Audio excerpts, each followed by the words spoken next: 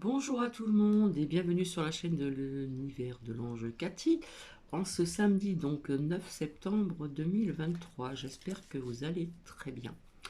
Donc je vais vous lire la phrase du jour. Les yeux sont les fenêtres de l'âme. Voilà, comme je disais toujours, les yeux sont le reflet de l'âme. Donc ceci est de Georges Rodenbach. Voilà. J'espère que vous allez bien. Alors par contre, j'ai envie de dire que j'ai une énorme pensée pour le Maroc via ce séisme de magnitude 6,8. C'est énorme. Alors quand j'entends quelqu'un, je dirais pas son nom, hein, JN, qui disait que il y avait toujours des séismes, on en apprend tous les jours, non, de cette ampleur-là, c'est très rare. Donc apparemment, il y en a eu en 1960, si je ne me trompe pas, au niveau des années, un peu plus proche aussi. Mais là, bon, c'est terrible ce qui se passe. Donc je pense vraiment à ces personnes qui ont perdu de la famille, des amis, etc., etc. Des personnes qui ont perdu leur habitat et j'en passe. Donc apparemment, il va y avoir quelque chose qui se met en place. Donc je vous avais dit, hein, il y a depuis un certain temps que la Terre bougeait et que la Terre reprenait ses droits. Voilà, c'est des choses qui arrivent malheureusement. Et malheureusement, il y en aura encore des séismes de cette ampleur parce que c'est vraiment... j'ai vu les images, voilà, comme peut-être parmi vous, et c'est horrible, quoi, voilà. C'est pas quelque chose que l'on souhaite à qui que ce soit. Donc, oui, une énorme pensée pour le Maroc. Alors ce matin, levé à la fraîche, hein, il était 6 heures du matin, donc il faisait bon. Du coup, oui, j'ai fait quelques petites courses, peut-être quelques petites courses, pardon, donc à la fraîche entre guillemets, puisque là où je me suis rendue, ça ouvre à 8h30. Donc j'ai pris le bus, j'ai 2 stations de bus à faire. Après je m'arrête, mais après j'ai de la route à pied à faire. Et puis une anecdote, donc je me rends dans ce petit centre commercial, on va dire. Et puis en prenant mon petit chariot, je rencontre une dame un peu plus âgée que moi qui avait la muselière au niveau de la bouche. Et voilà, nous avons échangé et apparemment, elle me disait que à l'hôpital d'ici, maintenant, il fallait remettre la muselière. Donc c'est un petit peu ce que je vous avais dit aussi. Alors je ne sais pas si ça se fait dans tous les hôpitaux, s'il y en a qui peuvent me dire par commentaire, hein, comme j'écoute pas toujours les infos non plus. Donc j'ai vu qu'elle était dans la crainte, alors j'ai essayé de lui parler. Nous avons échangé, je lui dis qu'il ne faut pas avoir cette peur et tout, nanana. Et puis elle a peut-être pris conscience de certaines choses et comme je dis toujours, il n'y a pas de hasard dans la vie. Je l'ai croisée donc dans ce petit centre et elle avait retiré sa muselière. Elle me dit, vous voyez, je vous ai écouté, mais j'ai dit, mais après vous faites comme vous voulez, hein. J'ai dit simplement ce que je pensais, après c'était à, à la personne de faire son propre choix. Et du coup, avec le sourire, elle m'a dit, bah, vous voyez, je vous ai écouté, j'ai enlevé la muselière, etc. Nous avons encore un petit peu échangé. Et j'ai rencontré vraiment des personnes très charmantes, très gentilles, donc ce matin. Donc le retour a été vraiment bien, on va dire que sur les coups de 9h30, euh, le trottoir où je ne peux que marcher, et bien avant de rejoindre la station de bus, était en plein soleil et de temps en temps c'était à l'ombre, alors très chargé, hein, j'ai pas de cabas, j'ai un sac comme on en fait maintenant, un peu genre pas ficelle mais un peu ce style là, c'est pas en plastique et croyez-moi que ça a été dur mais je l'ai fait quand même, voilà. Donc oui, il commençait déjà à faire chaud sur les coups de 9h30, voilà. Euh, donc j'ai fait ce que j'avais à faire en rentrant, etc., etc. Donc ça, hop, je ferme la parenthèse via cette anecdote. Alors par contre, comme je vous l'ai dit, hein, je fais toujours donc mes recherches et j'ai trouvé donc quelque chose qui est très très court. Voilà, je continue toujours. À qui ça en déplaise, voilà, je suis désolée. Par contre, ça m'a fait rire quand j'ai entendu quelqu'un dire bah, il y en a qui ont de la chance d'avoir ils ont de la chance d'avoir un guide qui leur explique des choses. Ouais, moi je veux bien. Enfin, faut arrêter de dire n'importe quoi aussi. Bref, on va dire que je critique, non, mais allô, allô, quoi. Les personnes, réveillez-vous, quoi. Quand on entend ce genre de phrases, franchement, ça me fait rire, tout simplement. Enfin, bref. Donc, j'ai découvert quelque chose qui est très court. Donc, c'est Gourou, une emprise tyrannique virtuelle. Et à la fin, cette personne, c'est une femme bien sûr, et bien verse quelques petites larmes. On voit qu'elle est émue par ce qu'elle raconte, mais ça a été coupé, c'est un court extrait, donc c'est pas très long. Et ensuite, j'ai découvert une autre personne aussi qui était sur YouTube, qui a arrêté sa chaîne.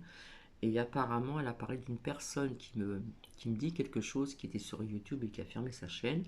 Et j'ai trouvé ça intéressant aussi à le faire écouter, mais là c'est beaucoup plus long, donc il faudra que je coupe quand même des passages, parce que c'est extrêmement long.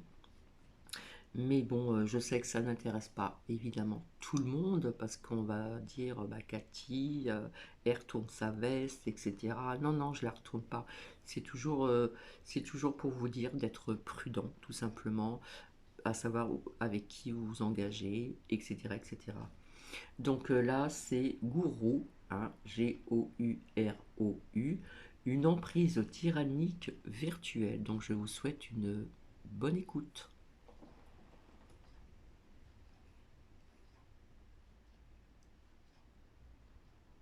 C'est que du virtuel. Que du virtuel. Mais vous êtes à l'autre bout du monde, isolé, esselé, en plein questionnement, vous êtes toute jeune et vous vous laissez embarquer, quoi. Et dites-vous qu'en plus, eux, ils sont en France, je suis en Chine, je vis la nuit pour discuter avec eux, je ne vis plus ma vie en Chine. Ouais, c'est ça. Et le pire, c'est que, bon, j'ai quelques amis en Chine nouveaux, mais ils ne savent absolument pas ce que je fais. J'ai une double vie. C'est une forme de dissociation. Je ne suis pas dissociée, mais c'est une forme de dissociation où on cache les choses et en même temps, bizarrement, il y a une partie de nous qui a honte. Je ne vais pas dire que je Il y a suis une petite partie de vous qui comprend que c'est pas bien. Oui, que ça se dit pas en société. Et en même temps, comme on nous dit, vous êtes des élus, bah, on sait qu'on doit le faire secrètement, quoi. Et en fait, il faut savoir que pour être bien emprisonné, donc au début, ils nous rassurent, mais ensuite, on vit dans un climat de terreur. Donc, j'étais une de ces graines, c'est-à-dire que mon âme avait été créée à partir de son âme. Donc, et puis en plus, comme on va en apprendre plus sur nous et que lui a toutes les connaissances divines, on doit prendre des séances avec lui, donc on paye pour connaître quelle est notre mission de vie. Et la mienne, en l'occurrence, j'étais sur le bon chemin. Parce qu'être sur le bon chemin, vous vous rendez pas compte, mais c'est hyper important parce que c'est ce qui va dire, c'est ce qui va faire si on aura une vie sans encombre ou pas. Mais vous avez beaucoup dépensé d'argent? Pas tant. En revanche, j'ai travaillé gratuitement pour lui puisque c'était une de mes missions de vie. Et je voudrais juste dire aux personnes qui vont nous regarder que ça a l'air, oui, flagrant de manipulation, mais c'est graduel. Et c'est des emprises tyranniques de terreur. Et il y a l'effet de groupe aussi, parce qu'il y a l'effet de moi, je suis un meilleur élève que toi, donc je vais encore plus répéter ce que. Vous l'exprimez très bien, en tout cas, on comprend très bien. Merci beaucoup. Ce que la divinité incarnée dit, je le répète. Et on est tous des perroquets, ce qui fait que on s'endoctrine et à force de répéter des mots, ça devient des vérités. Et donc, il nous donne des rôles aussi. Et moi, mon rôle, c'est de faire des traductions gratuitement, anglais-français. Donc, je traduis et je passe donc en vidéo avec cette personne-là. Ah, vous traduisez quoi? De l'anglais. D'accord, ok. Les enseignements qui sont... Ah voilà, les enseignements. Oui, les enseignements, pardon. Et donc on vous voit derrière cet homme? Exactement. Donc vous allez le rencontrer? Pas du tout. C'est toujours virtuel. Je me lève à 3h du matin pour faire les vidéos en ligne. C'est fou. Tout est en ligne. Et si on veut accéder à plus d'enseignements, on peut payer pour faire des ateliers. Et donc votre image est totalement associée à ce groupe, hein? Absolument. Et ça reste. Tout à fait. Et donc, comme je faisais des vidéos avec cette divinité incarnée, Eh bien, c'est bizarre, mais j'ai ressenti le besoin des autres personnes, et notamment des femmes, qui avaient besoin d'être à mon contact, parce que comme j'étais plus proche de la divinité, c'est comme si elle pouvait être plus proche de lui. Et c'était presque un phénomène de star qui valorise. Ouais, je comprends. Ça va durer 1 an. Quel a été votre déclic pour vous en sortir? Et donc, je suis venue à Paris pour faire une formation. Et du coup, parce qu'en fait, cette personne-là, donc, allait dans plusieurs endroits en France pour enseigner physiquement. Et ce qui donne aussi, il y a l'effet star qui va valoriser la divinité. Et puis, les personnes qui suivent cette personne-là, elles adorent être au contact. Et puis, voilà, il y a vraiment... Moi, j'avais ma formation à Paris et le soir, ils se retrouvaient tous au restaurant. Et il faut savoir que cette personne-là aussi enseignait sur les relations d'âme. Donc, mettons, âme-sœur, avec différentes dénominations. On voit où vous allez, ouais. Et ce qui est drôle, c'est que autour de la table, il y avait toutes ces âmes sœurs. Sauf que la veille, j'avais vu une de ces âmes sœurs qui m'avait... Mais c'est toujours en privé. Oui, Elles viennent toutes me dire qu'elles sont âmes sœurs, mais lui il ne le dit pas. Et il y en a une qui vient me dire, je suis son âme sœur, c'est fou, j'ai appris ça, il dit qu'on était des dieux grecs ensemble à l'époque, j'étais une déesse à ses côtés, blablabla. Et sauf que cette personne-là, elle était venue avec son enfant handicapé. Et cette divinité incarnée, il prend donc cet enfant handicapé sur ses genoux et il lui dit, si ton père te rejette, c'est parce que c'est moi, ton vrai père. Enfin, ton père spirituel. Et là, c'est la goutte C'est grave quand même, hein. d'eau, en fait. Je peux plus cautionner autant de mensonges. et un enfant. Et surtout, alors, je voyais la femme avoir des étoiles dans les yeux pour cet homme-là parce qu'il disait qu'il acceptait son enfant. Alors, j'ai rien dit sur le moment parce que, sidération, le lendemain, ou quelques jours après, quand je rentre, j'essaie de lui faire part. Mais tu sais, les échanges que tu as eus, peut-être que il a eu avec d'autres, est-ce que tu es sûre? Enfin, tu vois, peut-être qu'il en a d'autres, etc. Et je voyais que non, c'est moi, je suis choisie. Plus j'avançais, plus je voyais qu'elle ne voulait pas entendre. Du coup, ce que je faisais, je ne sais pas si c'était très légal, mais je partageais les captures écran des autres conversations que j'avais eues avec d'autres femmes. Donc ce soir-là, elle me dit « Ah oui, d'accord », et dire qu'il voulait qu'on se voit à l'hôtel, etc. Et le lendemain, je me dis que cette personne-là sera sauvée quelque part. Et le lendemain, je suis bloquée de partout par la divinité incarnée et tous ses adeptes. Et donc là, je me sens trahie. Oui, trahie et en même temps... Seule d'un coup, en plus. Mais encore plus seule parce que il nous fait comprendre que on est tous une famille d'âmes. Moi, j'étais en quête de ce besoin d'appartenance. Et là, donc, on est bloqué, on est seul. Et je me dis, je vais parler. Alors, je prends ma caméra, je fais une vidéo YouTube. Je dis, il m'est arrivé ça, ça, ça, ça, ça. Et dites-vous qu'à l'époque, malgré tout ce que j'avais vu, j'en ai dit le moins possible et je voulais pas faire de mal à la divinité incarnée. Je voulais juste prévenir les autres. Ce qui m'a valu du harcèlement par les adeptes, parce que j'étais pas assez lumineuse pour comprendre. Ah oui, il y avait aussi ce truc de... il y a un virus du mal qui est en train de circuler. Qui est en train de circuler et qui attaque les gens lumineux. À ce moment-là, au moment où on prononce le mot harcèlement, est-ce qu'on peut pas porter plainte? Est-ce que vous n'êtes pas dit je vais porter plainte parce que là, il y a des faits concrets de harcèlement, de menaces? Je sais pas pourquoi on est démunis. Aujourd'hui, c'est marrant parce que j'aurais un autre discours, je me dirais mais non, mais vas-y, c'est toi qui as le pouvoir et la loi nous protège, etc. Mais à l'époque, on a une telle théorie d'engagement et de fidélité presque familiale. Ouais, c'est ça. La nature humaine déteste quelque chose, c'est perdre quelque chose. Donc on a une aversion à la perdre. Donc quand on a peur de perdre quelque chose, le contrat il est vite donné. On ne le fait pas. On a des réserves à envoyer voler tout en éclats parce que c'est trop douloureux. Et vous avez fini par porter plainte? Alors, en fait, ce qui s'est passé, c'est que j'ai voulu prévenir les personnes qui tiennent, donc qui le faisaient intervenir, mais elles m'ont clairement ri au nez en disant ce sont des adultes consentants, nous on n'a aucun problème avec l'intimité, blablabla. Et donc on est décrédibilisé. Et donc on se sent honteux. Et puis, alors, on a un double courage parce que on témoigne face à tous ces adeptes, mais face au reste du public des réseaux sociaux, on s'est fait avoir. Donc il faut aussi avoir du courage de dire bah oui, Je suis tombée. Ouais, c'est ça. C'est ce qu'on disait tout à l'heure à Béatrice, de dire bah voilà, ouais, je me suis fait avoir. Vous m'avez dit en début d'émission, juste avant qu'on commence, que vous vouliez passer un message. Dites-moi ce que vous voulez dire. Alors, donc, moi j'ai porté plainte pour harcèlement parce qu'il y a eu du coup plein de personnes qui se sont défoulées sur vous. Oui, et surtout des gens que je ne connaissais pas qui pensaient que je parlais d'eux. Je crois qu'il y a un phénomène de paranoïa, si vous voulez en parler. Alors oui, enfin, ces phénomènes-là et l'esprit du groupe est sous-tendu par une hostilité extérieure, donc ça développe un sentiment d'interprétation, de paranoïa, de tous les... Mais je veux dire, les personnes divinités ont des profils un peu paranoïaques.